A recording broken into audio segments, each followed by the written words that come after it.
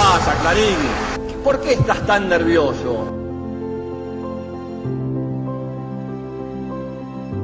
Lo que hoy soy yo, como, no sé si como periodista, por ahí sí, pero sobre todo como persona y como, me gusta decirme como militante de la vida.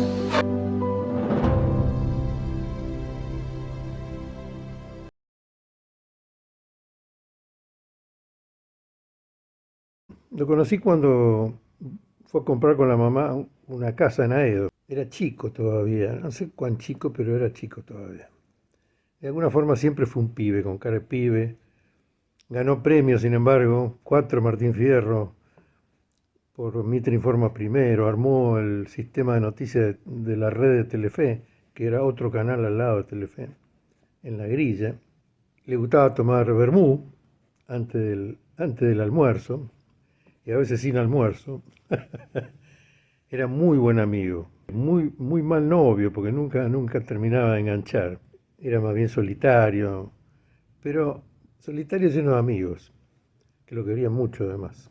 Cuando el grupo Clarín lo apretó, porque él se prestó a una entrevista de perfil en la revista Noticias, criticando al grupo Clarín, cuando él era jefe de Clarín Oeste, zona oeste, por la acción de Clarín durante la 125, él fue denigrado, le sacaron la firma, le sacaron la jefatura en Clarín Zona Oeste, lo llevaron a verduguear en la redacción, no le permitían firmar, y finalmente se cansó, lo mandó a la puta que lo parió, en plena oficina, y se negó a cobrar la indemnización por su trabajo. Víctor Hugo Morales dijo que había sido el equivalente a la carta a los militares de Rodolfo Walsh, y no se equivocaba.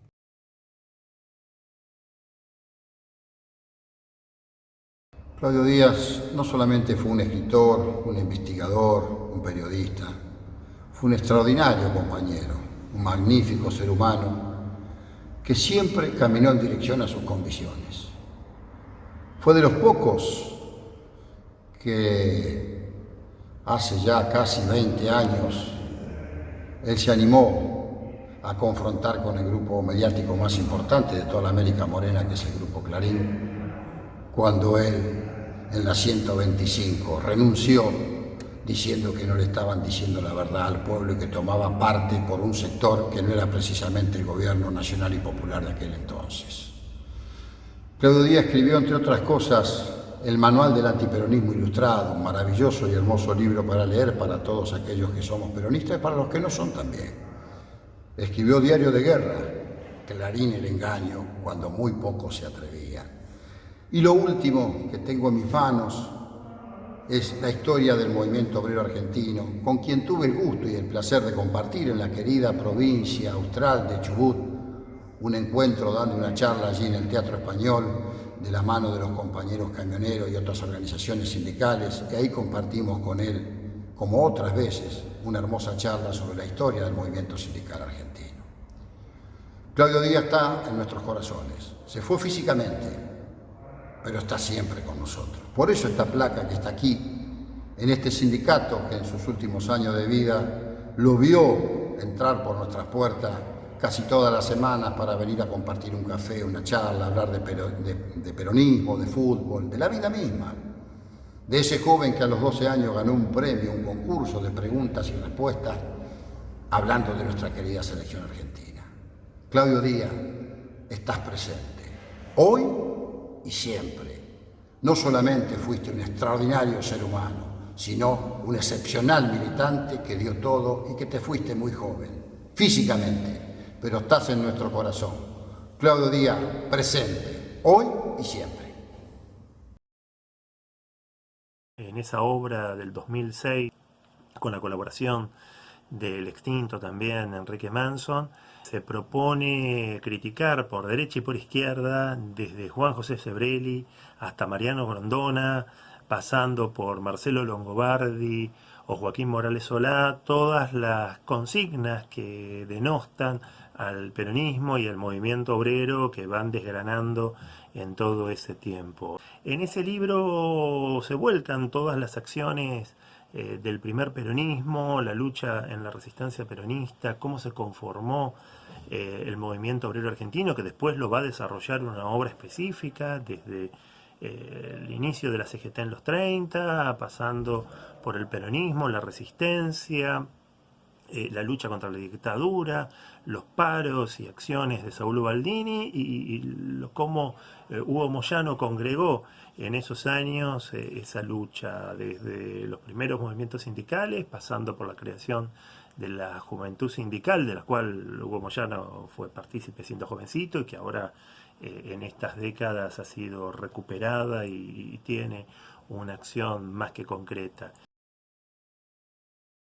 Recuerdo cuando publicó su libro Diario de Guerra, Clarín, el gran engaño argentino, de Editorial Gárgola. Él me dijo, bueno, este libro ya lo tenía apalabrado, pero estoy preparando un texto realmente que quiero que lo publique Fabro. Es un libro que va a clarificar un poco la historia del movimiento obrero. Y efectivamente es un libro que realmente clarificó, un libro completo sobre la historia del movimiento obrero. El libro en cuestión parte desde 1850, desde los inicios y los antecedentes históricos del movimiento obrero en el mundo, allá en Inglaterra. Los primeros sindicatos anarquistas, los trabajadores y la oligarquía, la forestal, la Semana Trágica, la Patagonia Rebelde, la explotación en la década infame, las grandes huelgas, el advenimiento del peronismo y el paraíso de la clase obrera. La resistencia en la lucha en las fábricas, la muerte de Perón, Isabel, las divisiones en la CGT, las huelgas a la dictadura, la democracia de mercado y los ajustes, el menemismo y el surgimiento del MTA, y al inicio del siglo con el surgimiento de la corriente sindical peronista. En fin, Claudio hizo un libro realmente que abarca absolutamente toda la historia del movimiento obrero y que realmente vale la pena tenerlo en la biblioteca para dilucidar nuestra historia sindical argentina.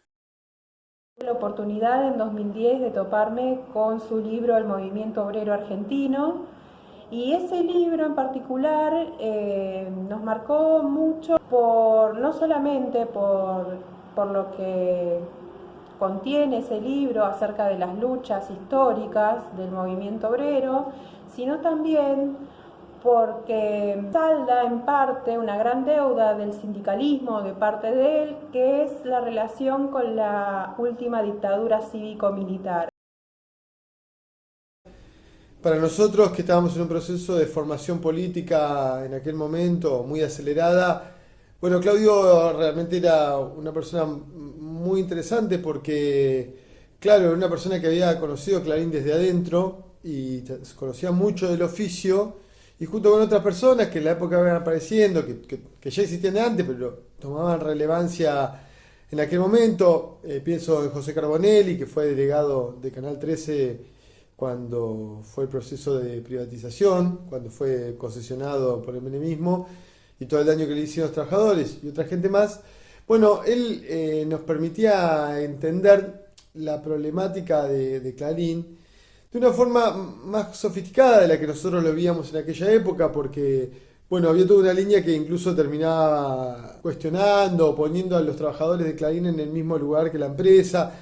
Bueno, se le escapaban un montón de complejidades que también eso explicaron los resultados posteriores de la ley de medios a la postre.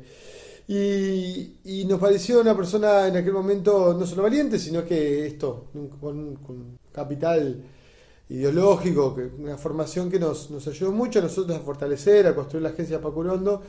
Y bueno, su sorprendente despedida, su sorprendente deceso fue un golpe muy duro para la militancia comunicacional.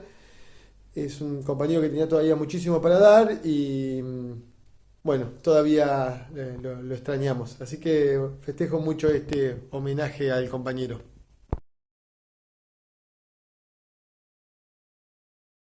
Fue en un hotel de Entre Ríos. Teníamos que elegir cada cual su habitación y él eligió una de la planta baja para evitar la escalera que conducía al primer piso. Le dolía mucho la pierna, por eso esa opción casi obligada. yo le hice una broma. ¿Por qué no tomás Vicodin, como el Dr. House de la serie televisiva? Y se lo tomó en serio, Claudio. Y me dijo, a ver, ¿cómo se llama eso? Le digo, no, te estoy haciendo simplemente una broma. Estas cosas se consultan con el médico. Pero claro, ya lo estaba molestando y mucho ese dolor. Y ese dolor se seguía acrecentando hasta que no hubo más lugar para las bromas, porque se descubrió que en verdad aquello que pensábamos como una cosa muscular o como quién sabe qué, en rigor era un cáncer. Y ese cáncer siguió avanzando hasta que terminó con él.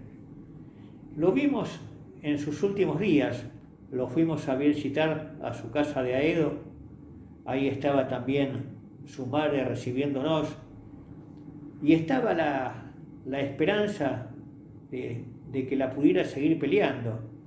Y a pesar de que eran momentos duros, se levantó para recibirnos y charlamos un rato muy largo y mezclamos como siempre política, historia, fútbol, nuestras pasiones. Pero llegó el final. Llegó el final, llegó el momento del velatorio, llegó el momento del velatorio en Telam. Martín García era quien lo presidía en su momento y brindó ese lugar de la Agencia Nacional de Noticias precisamente para que ese periodista de primer nivel pueda ser velado ahí. Tuve el honor, tristísimo, pero el honor al fin, en medio del dolor, de ser uno de los que sacó el cuerpo de Claudio en el cajón para llevarlo al coche que lo conduciría hasta el cementerio de Morón.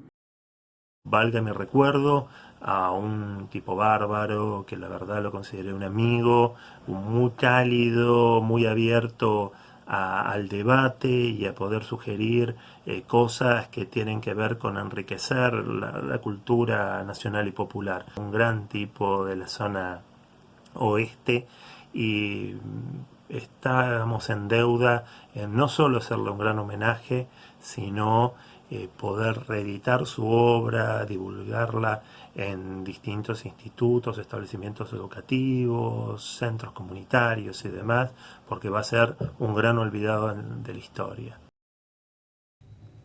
Murió en mis brazos. Yo lo quería como un hijo. Era un tipo muy especial.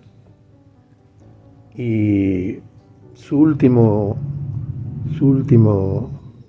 aliento fue en mis brazos. Lo acompañé cuando se fue como un padre, un tipo excepcional, impresionante.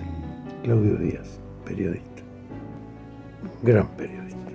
Fue un escritor fundamental, un periodista que nos enseñó lo que es la profesión y la importancia que tiene ser riguroso y veraz en esa profesión, pero también un hombre que dejó su ejemplo para siempre y que va a estar siempre con nosotros, porque cada vez que nos sentamos ante una máquina de escribir, cada vez que estamos en un acto, cada vez que nos ponemos mal por algunas cosas que se mienten en cierto periodismo, o cada vez que nos ponemos bien cuando vemos que un periodista con nivel acierta en tratar con riguroso profesionalismo sus temas, y sabemos que está presente Claudio Díaz. Claudio Díaz se fue, pero como los grandes, Claudio Díaz está también para siempre con todos nosotros. En la cancha de Morón, en la Peña Westergel, en las charlas que damos en distintos lugares, en las bibliotecas, en la lectura de aquellos que no lo pudieron conocer personalmente, pero que van a poder conversar con él y bien a fondo, leyendo como siempre sus libros maravillosos.